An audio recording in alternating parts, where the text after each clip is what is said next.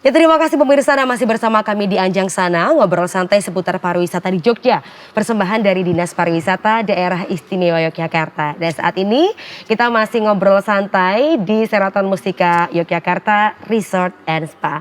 Dan pemirsa, tadi melanjutkan apa yang menjadi obrolan kita terkait dengan inovasi. Harus dilakukan, ada ide-ide baru, ada mungkin barangkali juga daya tarik baru yang membuat Kaliurang ini tetap berada di hati para wisatawan. Berbicara soal inovasi, ini saya juga ingin bertanya kepada Pak Budi, karena kita sebentar lagi kan juga akan menjumpai ini ya Pak ya, hari Lebaran, di mana mungkin ini juga menjadi satu kondisi yang cukup dilematis. Mungkin ada kemungkinan juga nanti para wisatawan akan datang untuk menghabiskan waktu berwisata di Kaliurang. Tapi di satu sisi juga ini menjadi PR tersendiri, kita harus mempersiapkan ada inovasi yang dilakukan untuk bisa menyambut hari Lebaran nanti. Termasuk juga Bapak, kalau kita berbicara untuk wisata ini kan juga menjadi sangat relate dengan perekonomian masyarakat. Kira-kira bagaimana Pak Budi dengan potensi yang dimiliki kawasan Kaliurang sebentar lagi menyambut Lebaran dan juga harapannya ini bisa kembali menggeliatkan roda perekonomian Pak Budi? Iya. Ya sebetulnya dengan aturan larangan mudik ini saya melihat itu masih surem Mbak. Okay. Ya apa ya, bukan pesimis tapi ini ya paling enggak ya Mas Heri harus siap-siap, artinya mungkin tidak selama dulu lagi. Siap-siap menangis. Ya tapi gini Mas, ya Lebaran itu ya ada lah ya orang datang begitu ya, begitu ke taman anak-anak itu kemudian nginep gitu. Ya ada begitu. Tapi sebetulnya yang mendesak, saya mendorong kepada dinas provinsi untuk coba dibuat apa ya, simposium kecil itu. Artinya Dewan Provinsi memfasilitasi Taman Nasional, kemudian apa itu AMI, ya, kemudian untuk duduk bareng dengan mereka. Dulu pernah Mbak, artinya itu pernah kita kumpulkan begitu. Nah maksud saya ya jangan cuma tinggal hearing, dengar pendapat, tetapi cobalah ya apa namanya dibuat gitu loh, sebuah pola kerjasama, bukan kerjasama ya, pola kerja bareng untuk menyelamatkan Kaliurang gitu. Itu sudah puluhan tahun begitu, masa kita tuh diem-diem aja gitu. Nah, jadi jangan pesimisnya, Mas Heri tadi sudah ngomong ada Pak, saya sudah bosan. Ya, cuma masalahnya sampai ke dinas pariwisata gitu. Kalau enggak kasihan itu Kaliurang itu. Ya, berapa ratus Mas tadi Mas? Apanya? Anggotanya. 303. Nah itu aja baru hotel, belum nanti pedagang, belum produk gitu. Coba Mas ini please deh, artinya coba diinisiasi begitu, dikumpulin kayak dulu. Dewan mau artinya datang begitu untuk duduk bersama, untuk ada kerja langkah-langkah konkret gitu. Ya pandemi ini ya sebetulnya kita tuh sudah divaksin, maunya optimis, sekarang ribut-ribut India kita juga kena lagi begitu. Jadi ini bagus, artinya momen ini kita jadikan konsolidasi untuk menata, untuk melakukan sebuah pola kerja bareng begitu. Begitu Mas. Oke, artinya kembali lagi pola kerja bersama, sinergi yang dilakukan barangkali dari pemerintah bisa menjadi mediator untuk itu ya Pak ya. Nah mungkin Pak Wawan untuk melihat tadi kembali lagi menyambut Lebaran, kemudian juga barangkali sebelum kita menuju lebih jauh ke mediasi untuk berkumpul bersama, berdiskusi bersama tadi itu. Kira-kira Pak Wawan untuk kondisi Lebaran saat ini, ada nggak Pak yang Kaliurang mungkin barangkali bisa kembangkan atau model wisata seperti apa yang mungkin bisa dilakukan dengan tetap mengutamakan keamanan dan juga kenyamanan dari para wisatawan. Paling dekat adalah untuk menyambut hari Lebaran ini Pak Wawan. Betul, jadi begini, data statistik di kami, ya, kebetulan kami juga punya Visiting Jogja yang di dalamnya juga menghitung statistik wisatawan. Itu memang trennya ketika weekend pasti naik, ya. Apalagi long weekend, ya, naiknya pasti terasa sekali. Jadi pasti naiknya begitu. Senin, Selasa, Rabu, Kamis, Jumat flat, begitu weekend naik. Plus hari libur panjang, itu pasti naik. Nah, mungkin seperti yang dikatakan Pak Budi ada betulnya kalau kita tidak waspada juga. Jadi ini ada dilematisnya. Nanti seperti India itu ya sudah euforia, percaya diri, udah vaksin, udah dan sebagainya, trennya menurun, tapi tiba-tiba 3 kali 5 kali lipat naik. Nah itu tentu juga jadi pertimbangan karena ini juga sudah jadi keputusan pemerintah. Artinya memang ada opportunity cost, jadi ada memang ya ada yang harus kita korbankan agar tidak jatuh korban yang lebih besar, gambarannya begitu. Jadi posisinya memang serba tidak menguntungkan, tapi pilihannya itu. Jangan sampai korbannya lebih besar dengan mengorbankan sesuatu yang sebetulnya tidak perlu misalnya gitu. Sehingga kita pilih korban seminimal mungkin. Artinya walaupun demikian agar perekonomian itu tetap jalan ya, sebetulnya kalau kita sebut pembatasan kegiatan masyarakat secara mikro itu kan solutifnya sebetulnya kalau di teori itu ada namanya folding lipatan. Artinya kalau memang pembatasannya secara mikro, maka roda perekonomian yang bisa kita aktifkan, kita hidupkan adalah skala mikro itu juga. Nah, sehingga memang andalannya ya wisatawan domestik pasti. Ya Kaliurang mungkin tidak akan sebanyak sepandemi, tapi bagaimana tetap hidup dengan wisatawan domestik kita, Pak, sekitar kita. Jadi yang biasanya orang pinggir pantai mungkin pengen ke gunung, silakan Kaliurang, orang Kulon Progo pengen ke gunung itu ke pantai, sebaliknya silahkan. Jadi ini mungkin menggerakkan di skala mikro kita. Ya. Jadi kami di Dinas Pariwisata juga tidak menutup sebetulnya tempat destinasi, tapi bagaimana menggerakkan di skala mikro itu tetap berjalan. Jadi ya walaupun dari kita untuk kita, ya skalanya pasti tidak akan sebesar sebelum pandemi, tapi itu minimal menghidupi kita sendiri daripada kita mati. Ya. Bertahan tadi ya Pak ya? Ya, tetap bisa bertahan, dan itu memang butuh inovasi juga sebetulnya, tambahan seperti yang disampaikan Pak Heri. Banyak destinasi wisata itu yang kemudian drop, mati itu karena dia nggak berinovasi. Karena wisatawan itu selalu cari pengalaman baru. Oh Kaliurang begini, saya udah pernah, mau ke sana lagi males. Kecuali ada yang baru. Ada yang beda gitu ya Pak ya?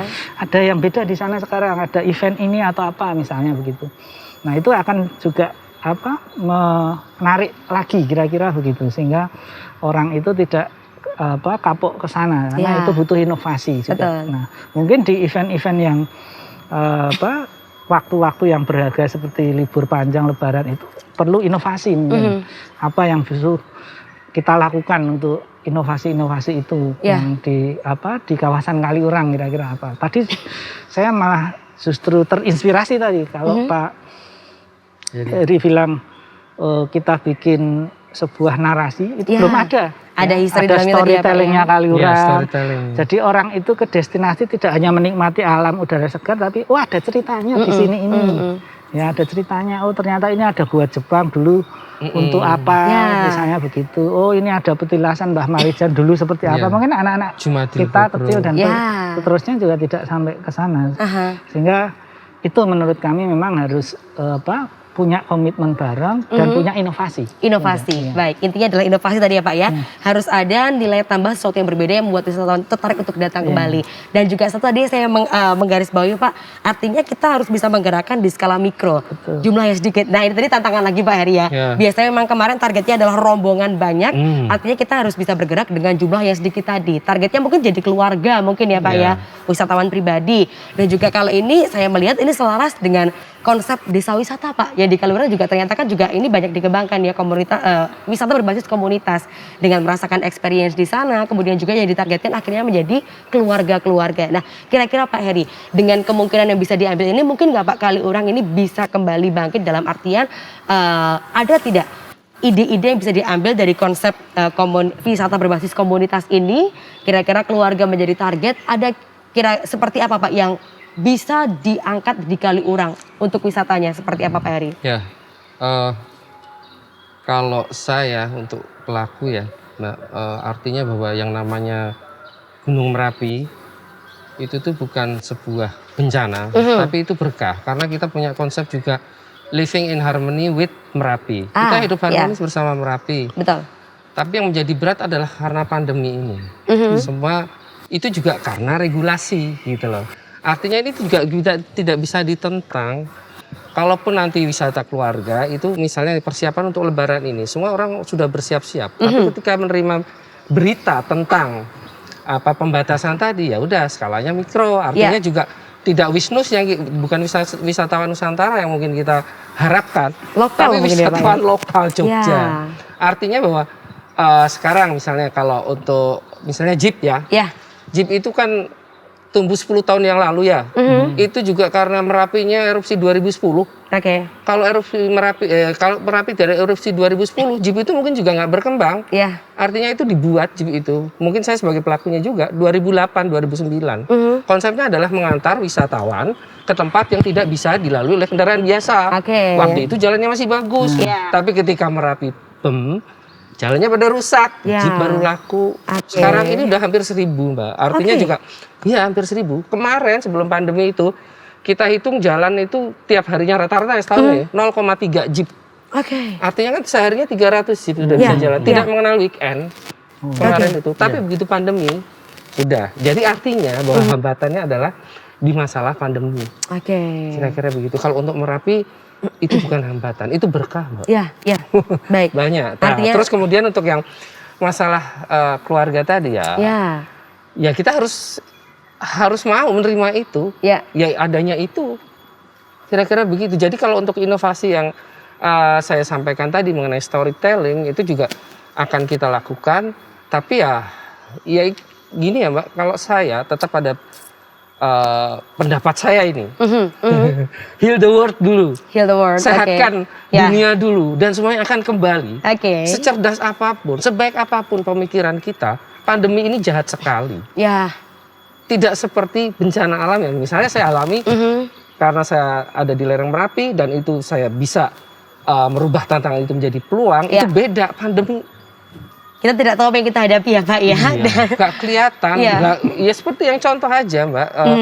Ketika kita udah yakin diri seperti di India, Oke. second wave ada. Ya, Kita kan nggak mau second wave. Ya. Artinya kita juga harus nurut. betul. Bagaimana menurunkan herd immunity ini menekan sehingga masyarakat itu atau kehidupan ini bisa kembali normal. Oke. Oke, baik. Susah Mbak kalau Ya. saya sebagai pelaku hanya bisa menerima adanya begini. Saya kasih gambaran nih Mbak. Saya pernah jadi pelaku. Waktu itu kan pernah artinya saya juga yang buat JIP sama teman saya itu. Bayangin Mbak, saya jalan 4 kali itu bisa ngantongin 1,8 juta. Oke. Sehari Sehari itu ya 10 Pak, ya? hari 18 juta mungkin banyak ya Pak ya. Banyak, Pak. Dulu tuh seperti itu, tapi Ya. sekarang Memang belum bisa belum lagi. bisa lagi Pak. Mau di-push kayak apa? Ketika ini belum selesai atau bisa menekan herd immunity, bisa sampai di titik itu baru bisa kembali. Oke. Mudah-mudahan bisa berjalan Baik. cepat. Jadi kalau kita suruh bagaimana inovasinya, ya kita bisanya terima Pak. Oke, baik artinya memang ini ya Pak ya, ada mungkin ego-ego keinginan yang kita harus tahan dulu, tapi lebih bagaimana mungkin secara income, mungkin secara datangnya wisatawan tidak seperti yang diharapkan, tapi kita berharap dengan seperti ini kondisi pandemi bisa segera selesai ya Pak Karena ya. kemarin ini harapan kita ketika Lebaran ini sebuah harapan, tapi ketika ada aturan itu. Oke, baik. Ya, baik mungkin itu menjadi harapan kita bersama ya Pak ya. Ya. Semua pasti berharap pandemi segera berakhir sehingga kondisinya bisa kembali membaik dan kita bisa kembali berwisata dengan aman dan nyaman. Tapi mungkin sebelum kita akhiri obrolan kita kali ini karena waktunya terbatas, singkat saja Pak Wawan apa yang menjadi harapan untuk sektor wisata di Yogyakarta khususnya dan juga di kawasan Kaliurang? Silakan Pak Wawan. Ya, yang jelas kita berdoa terus semoga pandeminya berakhir. Amin. Karena itu yang betul-betul kita harapkan untuk segera berubah. Kemudian yang kedua tentu kita tetap butuh penyegaran semangat kembali. Ya. Karena habis jatuh itu kan tidak mudah untuk bangkit itu sebetulnya. Ya. Dan adaptasi kita yang selama pandemi ini tentu juga akan beradaptasi lagi dengan kondisi misalnya sudah normal. Nah ini kesempatan baik untuk kita punya komitmen bersama. Ya.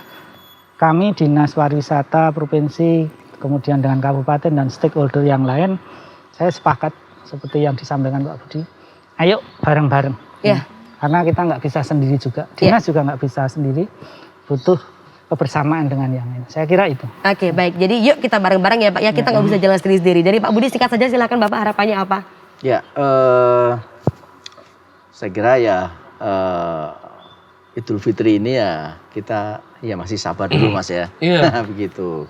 Tapi saya yakin tetap ada orang datang. Betul, meskipun DIY itu kan nggak ada hambatan. Boleh orang dari kota apa-apa bisa datang. Yang kedua, betul tadi Ya segera setelah selesai ini, bagus Mas, dibuat forum begitu, ya semua pelaku dan stakeholder datang untuk membicarakan bersama begitu Mbak. Oke, baik. Terima kasih Pak Budi ya. Kita mungkin bisa bersabar dulu, tapi yakin pasti masih ada harapan ya Pak. Dari Pak Heri silahkan. Kalau saya, Ya, yang bisa kita lakukan adalah sekarang disiplin, oke. prokes, Ya, jelas. Karena memang intinya itu Mbak, oke. begitu pulih kesehatan, semua akan pulih. Oke. Dan semua akan, yang kita tunggu tuh, ya kalau kayak wisata pasti rame deh. Ya. Orang sudah lama di di rumah dan sebagainya. Bosan ya, Pak, ya? Bosan, pasti Ya. akan jalan lagi seperti biasa. Oke, jadi kita sembuhkan dulu dunia kita ya Iya. Pak ya, supaya nanti bisa juga kembali sembuh dan kembali bangkit. Baik, terima kasih sekali lagi untuk para narasumber kita, Pak Wawan terima kasih, Pak Budi terima kasih, Pak Heri terima kasih untuk obrolan kita kali ini. Kita pasti semuanya berharap semua segera kembali dan juga pastinya wisata kembali bangkit khususnya di Yogyakarta ini. Dan juga terima kasih pastinya kepada Dinas Pariwisata Daerah Istimewa Yogyakarta untuk kesempatan luar biasa obrolan kita kali ini. Dan juga terima kasih pastinya kepada Sheraton Mustika Yogyakarta Resort and Spa untuk kesempatan kita boleh ngobrol santai seputar pariwisata di Yogyakarta. Pastinya kita semua optimis, kita berharap pandemi segera berakhir sehingga nantinya kita bisa kembali berwisata dengan aman dan juga nyaman dan juga pastinya kembali bangkit dengan segala sektor pariwisata dan juga keunggulan yang kita miliki. Sekarang bersabar dulu, biarkan kita heal the world dan kita berharap kondisi segera kembali seperti semula nanti. Sukses selalu untuk kita semuanya, salam sehat dan juga saya Vera Bella Arin pamit undur diri. Terima kasih, sampai jumpa.